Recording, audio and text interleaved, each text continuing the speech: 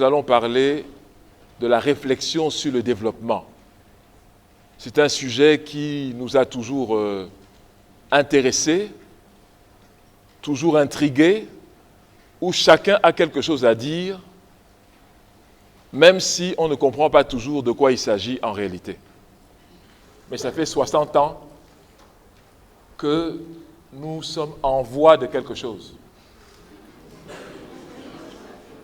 Sauf si je me trompe dans mon décompte. 60 ans. 1960-2020. Nous sommes en voie de quelque chose. Dieu seul sait dans quel sens nous allons. Je m'en vais vous raconter une histoire qui illustre le dilemme qui est celui de l'Afrique. Et en vous racontant cette histoire, je vous prie vraiment de prêter attention. C'est sous forme d'histoire, mais elle est porteuse de toute une philosophie. C'est en 1960 que l'Afrique moderne, c'est-à-dire des pays souverains, va entrer en force aux Nations Unies. Pour le Cameroun, c'est par la résolution du 26 janvier 1960. Pour 14 pays, le même jour, ce sera le 20 septembre 1960. 14 pays le même jour. Et sans parler, donc en une année, il y aura plus de 20 pays qui vont entrer. C'est un record aux Nations Unies. Et les Nations Unies, pour honorer l'Afrique, disent-ils, enfin nous disent-ils, vont décréter la décennie des années 60, décennie des Nations Unies pour le développement de l'Afrique, dont on se retrouve dans notre sujet.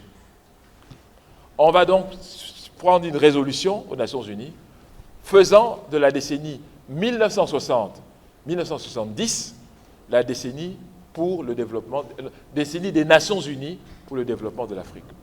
Bon, ok, très bien, c'est une bonne chose. Sauf que, en 1970, on s'aperçoit que les objectifs pour le développement n'ont pas été atteints. Comptez avec moi. Ça fait donc le premier échec, n'est-ce pas, par rapport à l'objectif visé. Pas de problème, on va reconduire la décennie 1970-1980, la rebaptiser deuxième décennie des Nations Unies pour le développement de l'Afrique, 1970-1980. Autour de 1980, on se rend compte que le développement n'est toujours pas au rendez-vous. Et en 1979, il y aura le fameux colloque de Monrovia qu'organiseront deux fils d'Afrique, Edem Kodjo, secrétaire général de l'OUA, et Adebayo Adedeji, secrétaire exécutif de la Commission des Nations Unies pour l'Afrique. Ils vont organiser le colloque de Monrovia qui va accoucher du plan d'action de Lagos. 1980-2000, c'est ça le plan d'action de Lagos. Donc, quel constat nous faisons en 1970 ? Le développement n'est toujours pas au rendez-vous, n'est-ce pas ? Et c'est pour ça qu'on va reconduire, donc on va créer le plan AL, plan d'action de Lagos. Donc, on compte 2 fois qu'on n'a pas pu atteindre notre objectif, n'est-ce pas ? C'est bien ça. Ça fait 2 fois. 1980, le plan d'action de Lagos est donc présenté et on se rend compte en 1985 qu'il manque quelque chose. Il n'a pas été chiffré. C'est un peu embêtant quand on n'a pas les chiffres. On revient donc et on va faire ce qu'on appelle le programme prioritaire de redressement économique pour l'Afrique, qui sera présenté par le président Abdou Diouf, président du Sénégal, mais président en exercice de l'OUA, aux Nations Unies, programme prioritaire de redressement économique de l'Afrique. Ça fait donc la 3e fois qu'on retouche l'idée de développement. On est d'accord ? À partir de 1986, les pays africains vont rentrer dans ce qu'on va appeler le programme d'ajustement structurel, qui est un dérapage par rapport à la trajectoire du développement, naturellement, puisqu'on va nous demander d'appliquer des choses que nous n'avons pas sollicitées. Réduction du train de vie, réduction du nombre des salariés, réduction, réduction et réduction. Donc l'État va rentrer dans un état végétatif pratiquement, parce qu'il sera squelettique. Naturellement, le développement n'est pas au rendez-vous. Et en 1996, nous allons sortir des programmes d'ajustement structurel pour la plupart d'entre nous. Un pays comme le Ghana entre en 1985, et puis le Cameroun suit autour de 86-87. D'accord ? Et en 1996, nous allons sortir des programmes d'ajustement structurel. Le développement n'est pas au rendez-vous en 1986, quand nous sommes hors du programme. On va plutôt passer au rang de pays, comment ? PPTE, pays pauvres très endettés, qui n'est pas vraiment très glorieux comme statut, je pense. Mais beaucoup d'entre nous même avaient proposé qu'il y ait une fête quand on nous a déclaré PPTE. Je m'en souviens encore malheureusement.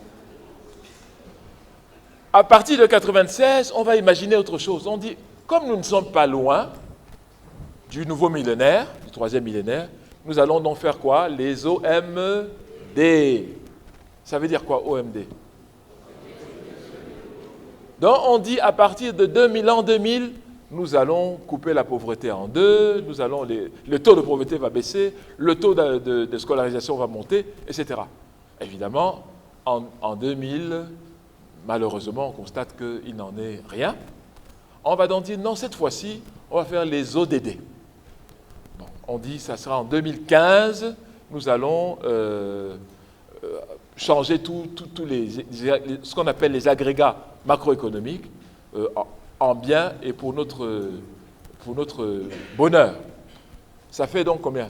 C'est la 6e modification, n'est-ce pas? C'est bien ça. Les ODD, c'est la 6e. Bon. On se dit donc qu'on est sûr que la prochaine séance, bon, si on regarde ce qui s'est passé dans le passé, je crois que les choses ne vont pas devoir beaucoup changer.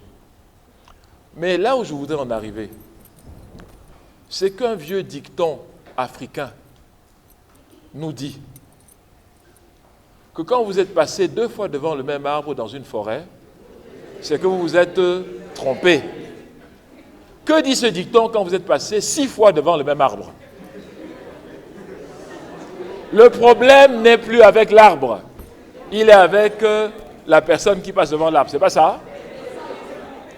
Voilà ma réflexion sur le développement, qui est à peu près caricaturale, mais qui nous interpelle. Allons-nous continuer avec ces recettes qui nous sont apportées et qui ne correspondent en rien à nos réalités? Voilà la question. Donc quand on parle de développement, quelle est la nature du développement? Quelle en est sa texture? Qu'est-ce que nous mettons dedans, nous-mêmes, en tant qu'Africains?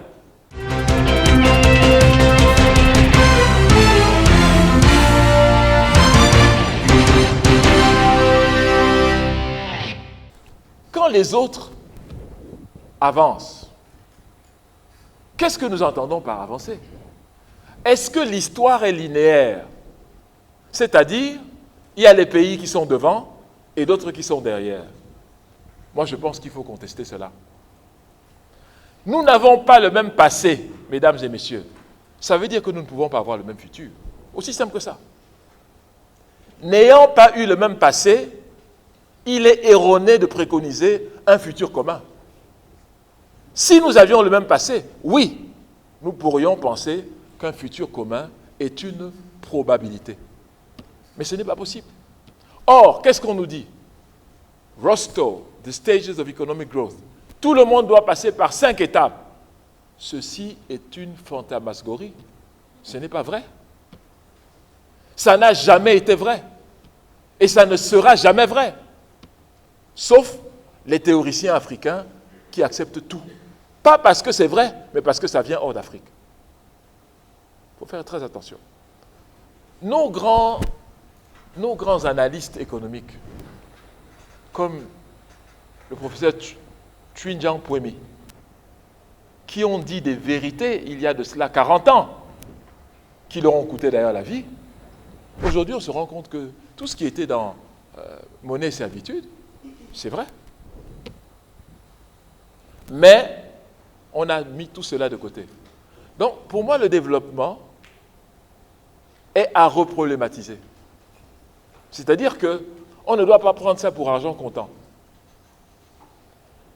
La définition du développement, quand on en fait la synthèse en Afrique, que ce soit l'Afrique du Nord ou l'Afrique subsaharienne, peut être présentée comme étant la suivante.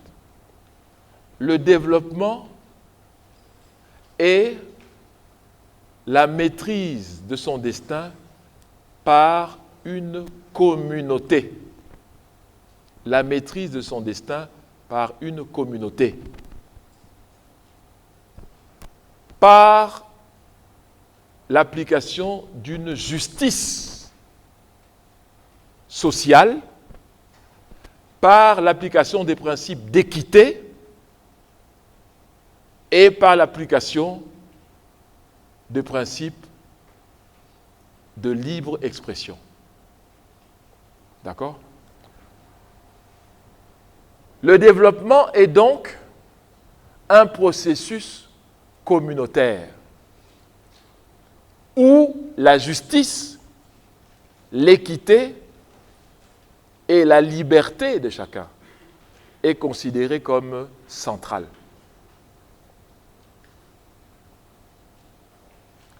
Dans cette définition, on parle de qualité parce que on dit que tout le monde doit avoir quelque chose à sa disposition pour vivre. C'est aussi ce qui ressort. Les biens de la communauté doivent être mis au service des membres de la communauté. C'est ça qu'on entend, nous, par développement. En Occident, la définition, c'est le nombre de télévisions par foyer, le nombre de kilomètres de routes goudronnées, le nombre de calories consommées par personne et par jour, le nombre et le nombre. C'est pas ça? Oui. Donc nous sommes en face d'une réalité. D'un côté, les Africains ont une approche qualitative de la notion de développement, alors que les Occidentaux ont une approche quantitative de la notion de développement. C'est très important de comprendre ceci. Nous croyons parler de la même chose, mais en réalité, nous n'avons pas recours au même concept. À partir de cela, les divergences vont s'installer de manière sibylline.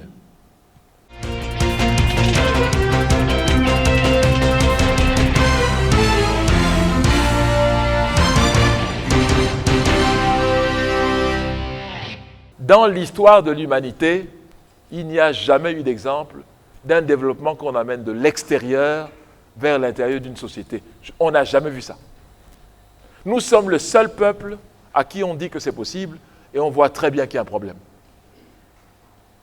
En tout cas, depuis 60 ans au moins, il y a un problème. Donc, le développement est endogène. Il est autogénéré.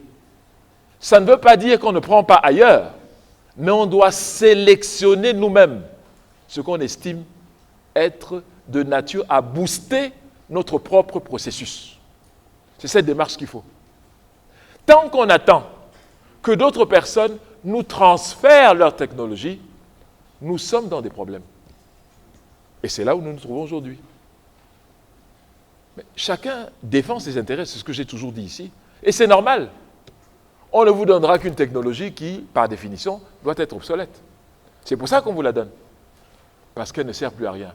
La seule fois où les États-Unis ont fait l'erreur, c'était avec l'Irak, où ils leur ont donné la technologie du moment. Et on a vu ce que ça donnait.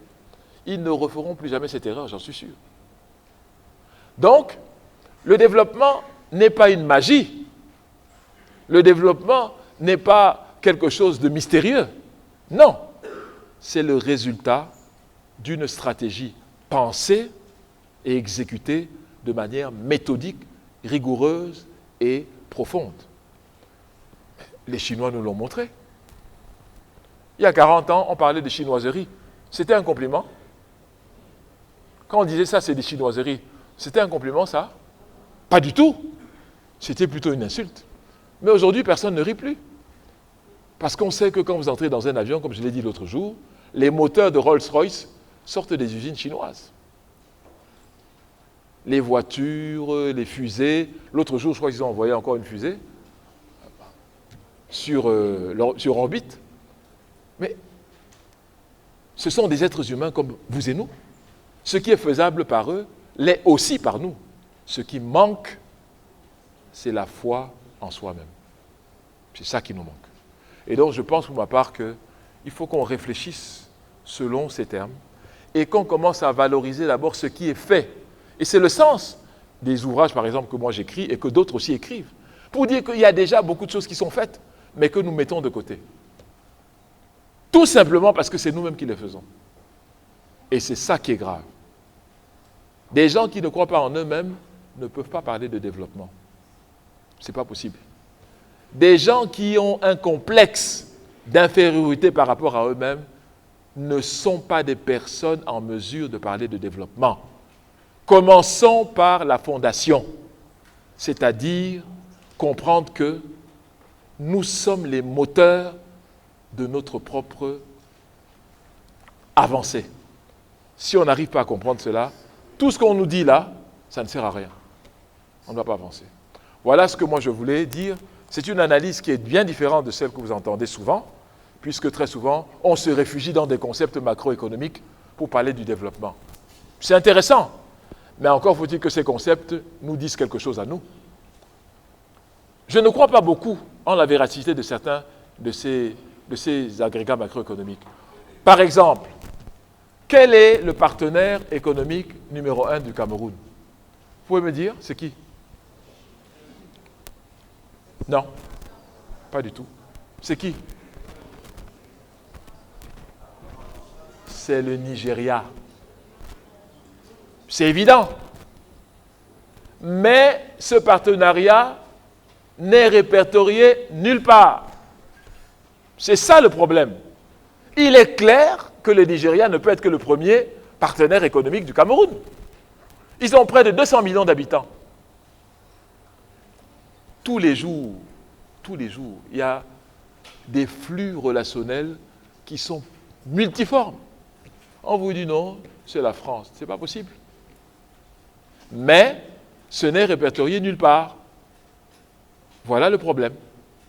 Et donc, si vous allez sur la macroéconomie, vous allez trouver que vous ne pouvez pas établir cela. Ça ne veut pas dire que ce n'est pas vrai. Bon, il y a comme ça plein de choses qui sont fausses.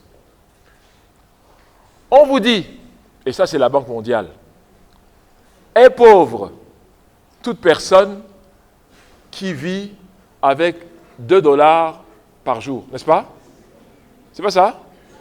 Oui, vous êtes pauvre quand vous avez 2 $ dans votre poche. Non, je dis bien 2 $, vous êtes pauvre.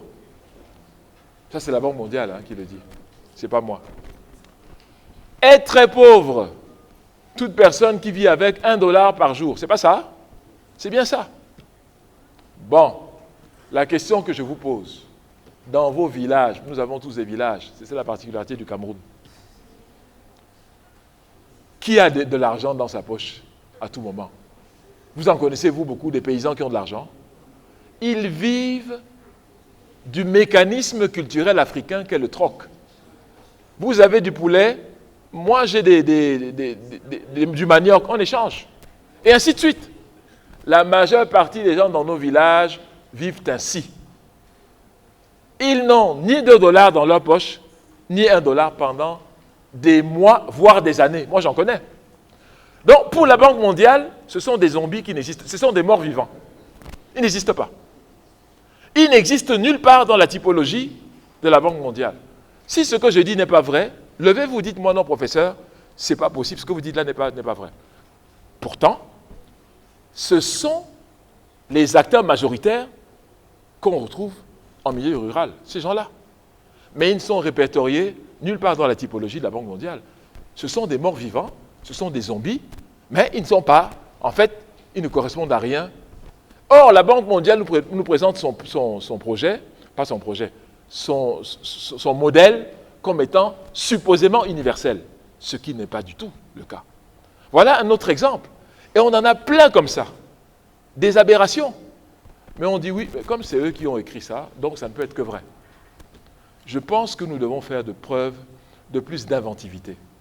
Les Africains doivent être plus inventifs, doivent accepter de travailler davantage par rapport à leur contexte.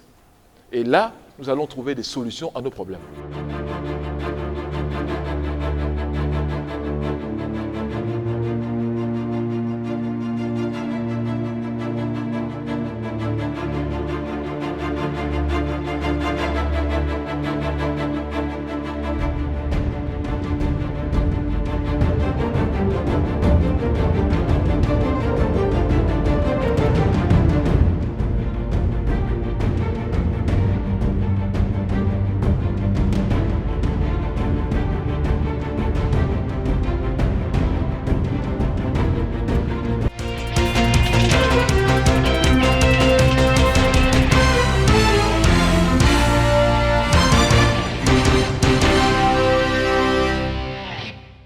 My name is Balki Sububa. I'm doing humanitarian action and sustainable development.